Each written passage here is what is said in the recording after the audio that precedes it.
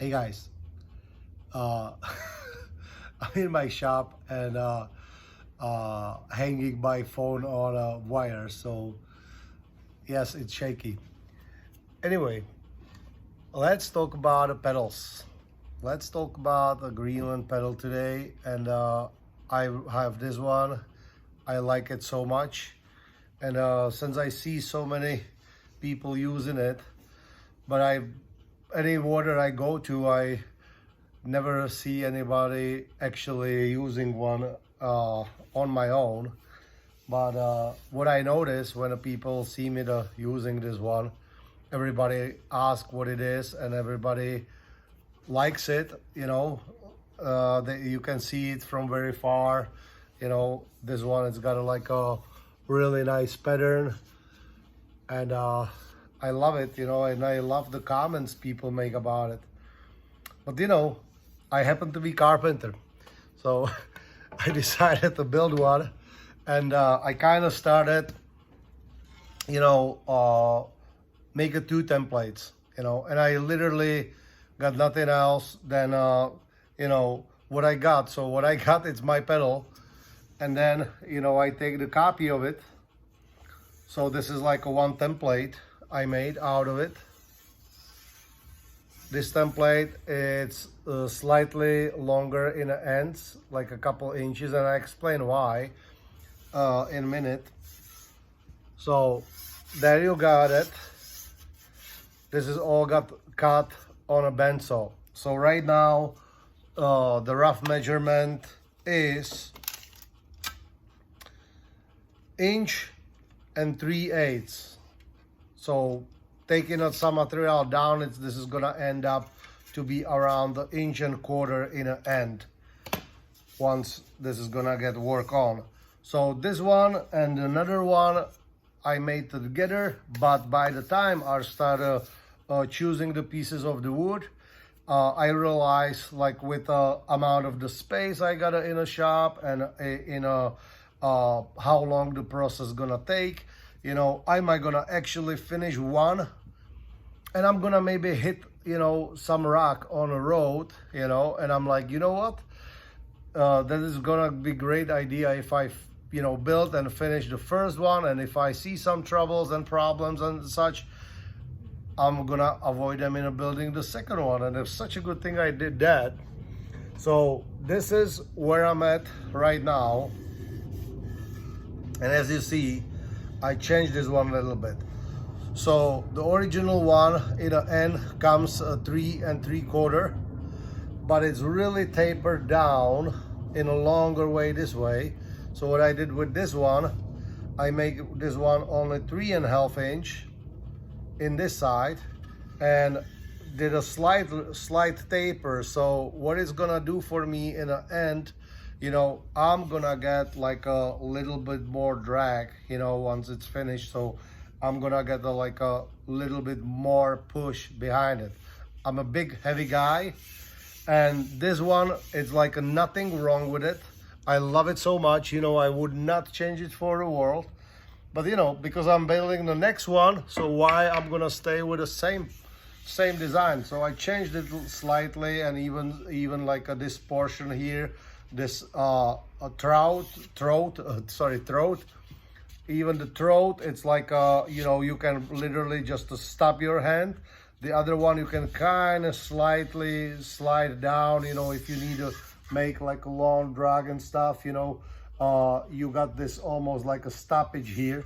But I like this on this one, and as you see, it's still not completely finished. So couple things. First section, it's a red cedar. Then next one, it's a heat treated ash. Next one here, it's a cherry, and last one here, I forgot what it is. I forgot what I using. Oh my gosh. You see, unprepared. Doesn't matter. You can basically, what I want to say here, and I literally got the leftovers around the shop, and this one the main part. It's literally just a classic piece you can pick up in any Home Depot, 8 foot long, 2x2 cedar. I happen to have like this stack of them, and 2 pieces were like a super nice, super straight grain, you know, like a no nuts in it. You know, I just got lucky with those 2 pieces. They are like almost perfect. And once you see, you know, now I'm kind of done, you know, with part of the sanding, you know, and such. So start here.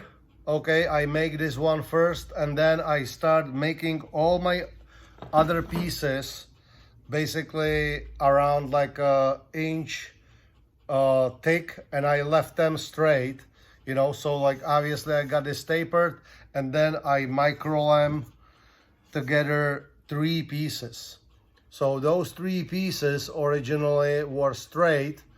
Once everything dry, you know, I plane everything down in a somewhat rough taper, and then like this last portion, if you kill me, I cannot remember what I choose for this lighter wood. It's not a pine, and it's definitely not a poplar, you know. Anyway, so I actually taper this piece and this piece, so I already kind of got the codas, you know. But then I didn't know in beginning. Then I find a piece of babinga, you know. So this very last beautiful red wood, it's super hard. It's like 10 times harder than oak, you know. And I find a couple strips of it, and I was like, this is gonna be great edge. This thing can like really impact the rocks, you know. So beaver tail, you know, I use the same material as well, you know. And I was like, wow, this is great. So my original thought was, as you see when I actually cut these 2 in an angle, so my original thought was actually copy my old one. But then I was like, you know what, since I got this material and I want to actually have that like a really great rip, you know, there's a reinforcement in each side, I was like, you know what, I'm gonna keep it. I'm just gonna change my idea as it goes, you know, and I'm gonna make this one actually a little bit thicker, you know. I like this, I like how it goes, you know, and that's what I did, you know. Then I started when I obviously, so the first step was like glue all middle and 3 pieces together, then making the cut. Second stage, once I got a somewhat, you know, this you know, cut and shave down, then I glue these 2 pieces, wait another 48 hours. For gluing part, I'm using just original Tie Bond glue, you know, yellow Tie Bond glue. When it's dry, it gets completely clear. Make sure you put a lot of clamps. I literally put like a clamps like every 4 inches. I was literally like putting like a lot of pressure behind this, and I really likes it. So got this glue on, and you know, next day or so I started sanding and I started shaping this shape, you know, and I started shaping this. I don't want this to be like a perfect round, you know. So once you touching it, you can maybe even see how the shades goes. It's still not perfectly finished, you know, it's still gonna get some sanding done, but I like the fact like, you know, I got like these little flat feels. It's actually kind of feel more natural in the hand. And when you imagine, you know, once this is gonna get finished, your hand's gonna be sweaty or whatever, it's gonna get a better grip. If you got like a complete perfect round in some of the pedals, it's not always greatest idea, you know. They might tend to like swing in your hand. So if I'm losing up one hand, you know, or do whatever I do like with my palms, you know, I still know like where my grips goes even with like a closed eyes. So now let's talk about these ends, you know. As you see, you know, right now you see a little patch up. So how you make this, and basically I try to like blend this color, obviously you start when I started deciding, you know, to making basically this rib, this beaver tail out of the babinga, you know, I obviously mortise this section, this whole flat section. Then I mortise both pieces, and this piece, you know, I make the male goes right into it. So this thing, it goes like an inch inside, and it's also compressed from both sides here, you know. So this thing, it's like this whole thing is made out of one piece, goes inside these two pieces, also grabbing the two sides of it. So it's super reinforced. But guess what? This is what happened the other day. So this is the only side which looks almost perfect now. Almost perfect. Like I said, it's still gonna get like a perfectly rounded. Like this is all gonna get like rounded. Actually, more material gonna goes down, so I'm gonna make the probably like final video to show that. But what happened the other day, that's this other side here. So during the sanding, you know, during the sanding, I actually accidentally grabbed this so hard that I snapped it off. And I thought, like, I was like all this shape. I was like so excited, even finished it the other day. And that's what happened. I snapped this beaver tail clean off, but it came clean off. So I remortise it this time. You know, I mortise this side, I mortise this side, and I make the actually in-grain flat piece. Okay, and that is inside now. Okay, so it was like big. It was like this wood is super hard. It's like really hard to break, you know. So like, you know, sorry guys, sorry kids, shit happened. Excuse my language.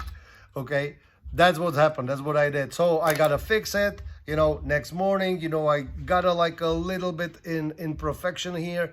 So a couple of minutes ago, before I started making this video, I make the patch up. So basically what I using here, it's a blend of the glue and blend of the babinga or bubinga, if you wish, sawdust, blend together, you know, in such a portion. When you spread it in and when it's hardened, you know, it's really gonna leave like a, most likely like a very clean line look, you know, believe it or not, you know, should happen like that.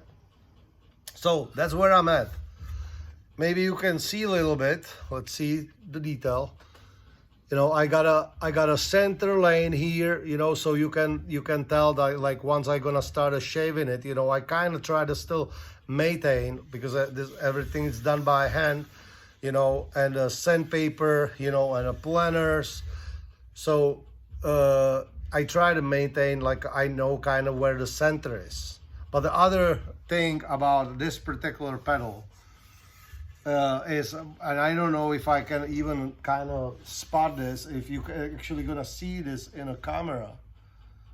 Maybe you can. I cannot even tell from here, you know. So kind of the both sides, when you see the whole thing, both sides, both wings or both tails, they kind of go like this, you know.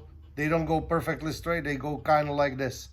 And reason behind it is like when you really want to do the kind of really hard pedaling, that's what you do, you know. So those gonna face you, and you're gonna get like that big drag, and the even like a harder pull.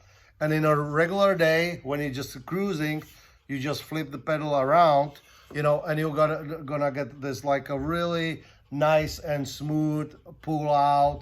And even when you're picking the front, you know, and start digging in, you know, it's gonna get like a lot smoother action. It's based off this one, you know. That's how this one is built. This one you can maybe tell a little bit better. Can you? I mean, I can tell.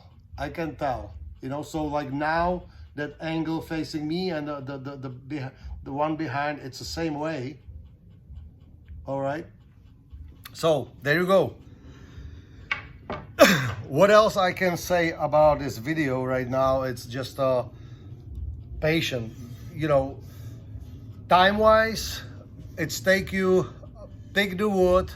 I mean, if you got the right tools, obviously. Let's just start there. If you got the right tools, making the pedal, it is a beautiful thing, because you know, like you're gonna build one, and if you making one like a first time and you try to like give it to somebody, it's not gonna probably happen, because you're gonna put like your heart and soul in it, and you're gonna realize like, I really do dig and love this thing. I'm gonna keep it, I'm gonna cherish it.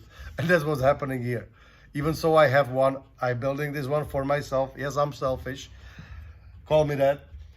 But time wise, it's an easy process. This is literally like prep the two pieces. Okay, so prep the two blanks takes me about 45 minutes, and that it's very likely include probably hour 15 minutes with cutting, you know, cutting this on a bandsaw. Okay, so this blank, you know, I run this whole thing through my table saw, make it 1 3 and 1 3/8 square. Same thing here, you know. Then I trace the other pedal, and obviously second blank I just take out of this blank, you know, and there I have it. Then I cut my wood. So I cut my heat treated ash. I take my cherry, and I take this third material, which I still cannot remember what it is, and I glue them, you know. I glue them. That was like a whole straight blocks. Obviously it was a lot better, just because, you know, everything grabs nice and flat. Nothing gets kind of started making all kinds of shapes underneath the pressure of the clamps, you know. Then when I like shave everything down to the somewhat angle or taper, you know, then I add these pieces next day. So first day, within probably like 3 to 4 hours, I was got already everything under clamps, my like a first break. Then the next day I add two pieces, you know, I add a cutting, so I cut those two ends, you know, in a taper, and then I just add these pieces to it, glue it, obviously with making all mortises, and you know, like making this piece was originally like a big chunk, you know, here, but the inside was like a mortise. Even this side is like grabbing, you know, side of the male. So it was like, for first take, was like a really good design to me at that point. If I didn't make that mistake when I snapped this one end and I have to rebuild it, but I, you know, like, it's a pedal, it's a tool. In the end of the day, you're gonna use it, you know. So I always cry almost first, but then I go like, you know what, it's happened, that's fine, let's move on, let's try to, you know, let's try to save this pedal. And I did. So today, that's where I'm at. I just fixed the sides, and right now it's like a completely perfectly dry. So in probably next hour, it's little tacky, but like very minimalistic, because, you know, the great thing when you're making this blend, you know, it's maybe secret, but I'm gonna expose this secret. Little great thing about using this like a long drying, you know, original tie bond, you know, is that when you blend this with any sort of like sawdust, okay, first of all, you're gonna figure it out like you know, how thick you wanna be. You know, don't want to be too thick, so it's still stick and it still remain like a perfect filler, you know. And then you don't want to have to be like a too runny, because that is using like too much of the glue, and then it's like so hard to once this clears out, you know, like a sand it, you know, then you start making all kinds of shapes around the wood before you send the glue down in the same level, you know. So because this combination, you putting this right away in, you pressing this right away in, and what's gonna happen is basically drying process, and then also like all this dust gonna basically absorb and suck out all this glue, and it's actually speed up the drying process. Hope that makes sense to you. If not, well, check me on. We're maybe gonna make the video just about like gluing a couple of pieces together just to show you how it works. So that being said, guys, I'm here right now with this so far I would say I'm probably 65% done, you know, 65% done. And I spend in hours, I spend a day to be here. This all final sanding, because it's kind-ish almost done. You see, this is still have to be all like a sanded round, making it more round. A little bit more material it's gonna goes off and such. So the sanding part is like 2-hour process. It's not like crazy as a lot of people thinks, you know. If you love it doing it, it's really like you start to kind of understand, you know. You keep touching the wood, you can feel the imperfection, you start moving your tools, you know, your hand and your sandpaper around, and you know, it started to get smoother and smoother and flatter and straight. You can still, let me do it this way, you can still see there is still lots that needs to be done. Like there is still a lot of imperfections, you know. So it's not done. It's just a 65%. So once it's completely sand, the next stage, what's gonna happen is gonna get this like a beautiful jacket with the resin on it, you know. So we're gonna wrap this nicely. That's gonna clears out and it's gonna penetrate, and then we're gonna start putting the top coats and top coats until we are satisfied. All right, guys, that's it for today. For 22 and 40 some 22 minutes 45 seconds long video. You guys have a great day. Check on me again if you like it, if you like this, like the whole thing, the way I'm showing it. There is a lot of guys, they doing it professionally. This is my first one like that, and I would say, you know, I admire everybody who's gonna try, because like this is a really great challenge, you know. This is really great thing to do when you want to relax after your normal work day. So enjoyed it, and hit me up, tell me some comment, you know, if you like it. I like to do, you know, subscribe and give me the thumbs, but you totally don't have to do it, you know. You can hate me, put up the thumbs down, you know, tell me like, you know, you don't like anything about it, what I just said. It's perfectly fine. Check you on in next time. Until the next time.